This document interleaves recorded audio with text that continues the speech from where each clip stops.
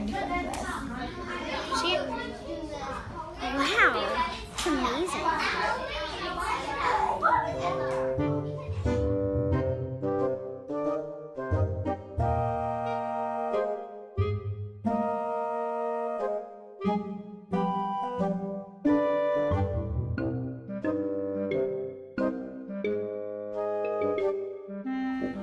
That one's changing blue.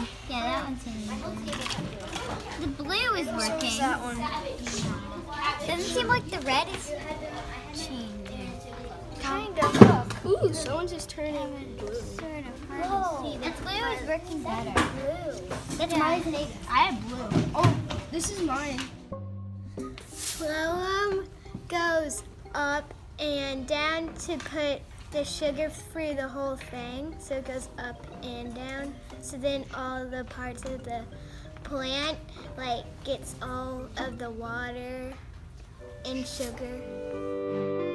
Phloem transports all the sugar, nutrients, and water up to the higher parts of the plant, and it only transports the nutrients up, unlike phloem, which transports it both ways. Xylem moves the nutrients and the water up so it gets it to its leaves so it can grow and be healthy.